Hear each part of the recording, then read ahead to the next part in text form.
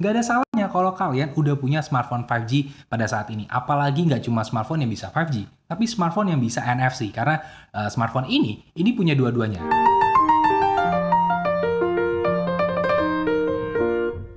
Action! Hai, I'm Wisnu Kumoro and welcome back to my video. Dan di video kali ini, gue pengen bahas mengenai smartphone ini. Ini adalah Realme 8 5G dan ini adalah salah satu dari rangkaian Realme 8 series di Indonesia. Buat kalian yang belum tahu, Realme 8 series itu hadir dalam beberapa tipe. Ada Realme 8, ada Realme 8 Pro, dan ada Realme 8 5G. Dan ini adalah yang 5G. Bedanya apa? Kalau yang 5G ini klaim dari Realme Indonesia adalah smartphone 5G pertama dengan harga paling terjangkau atau affordable untuk semua orang. Dan juga menjadi smartphone 5G pertama di Indonesia yang menggunakan chipset MediaTek Dimensity 700 dan dilengkapi dengan NFC. Prosesor Dimensity 700 5G ini menggunakan fabrikasi 7 nanometer yang biasanya ditemuin di chipset kelas high-end. Namun kali ini dibawa ke kelas entry mid oleh Realme Indonesia. Dan untuk NFC-nya juga dihadirkan khusus hanya untuk pasar Indonesia aja. Dan untuk harga, gue belum tahu harga resminya saat gue bikin video ini harganya akan berapa, tapi bocoran dari Realme Indonesia ini tidak lebih dari 3,5 juta. Hanya 3 jutaan lebih sedikit aja. Gue belum tahu angkanya pasti berapa, tapi kalau kalian udah nonton video ini, harusnya kalian udah tahu harga dari smartphone ini. Dan kita akan bahas lebih lanjut tentang smartphone ini, terutama dari aspek teknisnya. Jadi, di aspek teknisnya, smartphone ini selain memiliki prosesor Dimensity 700 dari MediaTek, juga dilengkapi dengan RAM 8GB LPDDR4X dan storage 128GB UFS 2.1. Dan masih bisa di-expand dengan microSD hingga 1TB.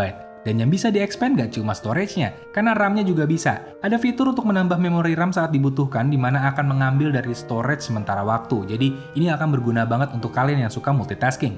Dan berdasarkan info dari Realme Indonesia, Dimensity 700 memiliki skor Antutu hingga sekitar 360 ribuan. Dan ini menurut Realme Indonesia, lebih tinggi dibandingkan prosesor 5G lainnya pada saat ini.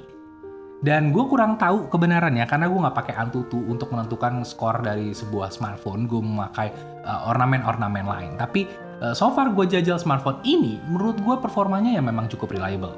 Ketika gue jajal pakai 3D Mark, ini ada berbagai tes yang gue jalankan di aplikasi ini. Kalau pakai OpenGL Embedded System 3.0 maupun yang 3.1, ini yang cukup mainstream digunakan di berbagai aplikasi Android. Hasilnya menurut gue cukup oke. Di sini bisa kalian lihat kalau pakai yang Embedded System 3.1, ini FPS-nya bisa sampai bahkan 62 FPS di sini. Jadi ya cukup reliable lah untuk menjalankan berbagai aplikasi, terutama game-game yang mainstream gitu. Tapi kalau untuk yang AAA menurut gue akan sedikit mungkin nggak terlalu tinggi gitu settingannya, atau game-game yang kompetitif mungkin harus direndahkan sedikit ya settingan grafiknya gitu. Cuma menurut gue ya segini udah cukup oke lah. Dan info tambahan tentang Dimensity 700 ini, GPU frekuensinya sebenarnya 50Hz lebih tinggi dibandingkan Helio G95. Dan untuk menampilkan tampilan yang lebih smooth di smartphone ini juga dibantu dengan kemampuan layar yang memiliki refresh rate 90Hz. Jadi kalau kalian pakai untuk navigasi maupun scrolling timeline di sosial media, menurut gue akan kelihatan smooth. Dan juga yang sedikit berbeda dari Realme 8 5G ini di rangkaian seriesnya adalah layarnya yang IPS. Jadi layarnya ini 6,5 inci dengan resolusi Full HD+, 2400x1080 pixel dengan refresh rate 90Hz. Dan untuk dipakai nonton streaming, smartphone ini support Widefine L1. Jadinya bisa streaming hingga 1080p atau Full HD. Dan layout layarnya ini menggunakan konsep One Punch Hole Display, di mana di sini ada kamera depan 16 megapiksel yang kalau secara marketing, Realme Indonesia nyebutnya 16 megapiksel AI Beauty Selfie. Sedangkan untuk kamera belakang di sini ada kamera utama 48 megapiksel dengan sensor setengah inci Samsung ISOCELL Plus, dan ditunjang juga dengan macro lens kamera dan juga black and white portrait lens kamera. Dan untuk aplikasi kameranya sendiri akan familiar banget bagi mereka yang pernah pakai Realme UI. Aplikasinya ada AI Scene Enhancement, semacam HDR mode yang diimprove lagi dynamic range dan juga saturasi warnanya. Dan hasil fotonya secara default kualitasnya 12 megapiksel dan hasilnya cukup oke. Untuk resolusi yang lebih tinggi kita bisa dapat di opsi terpisah 48 megapiksel. Meski secara hasil ini seperti upscale dari 12 megapiksel yang diberi efek sharp. Tapi overall hasilnya bisa dapat detail yang cukup, tapi nggak spektakuler. Warnanya akurat, dynamic range-nya juga cukup bagus, dan ya meski kadang ada foto yang agak over sharp, tapi menurut gue masih oke. Lalu untuk foto di kondisi low light, smartphone ini bisa menangkap foto dengan bantuan Nightscape Mode. Dan hasilnya bisa kasih foto yang terang, tapi dalam beberapa kondisi bisa dapat foto yang agak gimana gitu karena noise reduction-nya di sini agak keras. But overall, menurut gue hasilnya cukup oke. Dan untuk video, kamera depan dan belakang hanya bisa merekam di 1080p 30fps. nggak ada 4K maupun 60 fps video recording, dan hasil bitrate videonya 14 megabit per second, dan audionya terekam secara stereo di bitrate 128 kilobit per second. Secara default ada semacam always on ACE di perekaman videonya, namun bisa dioptimalkan lagi dengan menyalakan ultra steady mode agar hasilnya lebih stabil. Untuk baterai, smartphone ini memiliki baterai 5000 mAh dan punya skor yang lumayan bagus seperti yang kalian lihat di sini.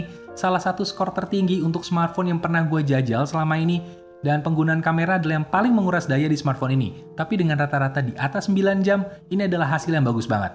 Sedangkan untuk pengisian daya dari 8% hingga 100% menggunakan charger bawaannya, 18 watt dan juga kabel bawaannya, hasilnya ya gitu ya. Makan waktu 2 jam 23 menit. Gue nggak bisa bilang itu cepat. Tapi ya, begitulah keadaannya. Dan di sini juga ada yang namanya Smart 5G Power Saving seperti yang tertulis di kotaknya, dan ini adalah fitur untuk menghemat daya dengan cara mengatur secara otomatis perpindahan jaringan dari 5G ke 4G. Jadi kalau kalian ada di daerah yang tidak ada 5G-nya, secara otomatis akan menggunakan 4G. Dan untuk desain seperti yang kalian lihat ya, ini menurut gue desainnya ya oke. Gue suka dengan desainnya, tapi cukup familiar. Ini menurut Realme Indonesia konsepnya adalah Dynamic Speed Light, di mana menggunakan proses pelapisan indium high gloss pada warna supersonic blue untuk memberikan kesan cahaya yang mengkilap. Kemudian juga untuk supersonic black, warna yang satu lagi, ini menggunakan proses pola lentikular untuk menghadirkan efek cermin premium guna menghadirkan kesan cahaya yang lebih baik. Ya, gitu. Seperti itu, kurang lebih penjelasan dari Realme ya. Tapi bisa kita lihat di sini secara desain ya, menurut gue oke. Dan memang mengkilap, dan ya, oke aja. Gue suka. Oke aja. Gue suka. Dan itu tadi adalah impresi gue terhadap Realme 8 5G. Bagaimana dengan kesan kalian terhadap smartphone ini? Silahkan tulis di bagian komen. Tapi menurut gue, smartphone ini adalah smartphone yang cukup menarik karena Realme Indonesia seperti bisa membaca suasana saat ini, terutama di Indonesia ya. Karena 5G ini lagi digambar-gemborkan di mana-mana, lagi hype banget, dan Realme kayak nggak mau kehilangan momentum, dia mengeluarkan smartphone 5G tepat pada momen saat-saat seperti ini, di mana orang lagi getol banget mencari informasi tentang 5G. Tapi karena juga ini masih fase awal, menurut gue, masih akan banyak ada perubahan di sana-sini. Jadi, apakah 5G akan cepat diimplementasikan secara umum di Indonesia? Gue sendiri belum tahu, tapi uji cobanya sudah ada sekarang. Dan nggak ada salahnya kalau kalian udah punya smartphone 5G pada saat ini. Apalagi nggak cuma smartphone yang bisa 5G, tapi smartphone yang bisa NFC. Karena smartphone ini punya dua-duanya. Ada 5G, ada NFC. Jadi kalau kalian butuh dua-duanya, ini adalah smartphone yang cukup gue rekomendasikan. Karena cukup terjangkau harganya dan punya dua kemampuan itu. Jadi silahkan dipertimbangkan kalau kalian mencari kedua hal tersebut.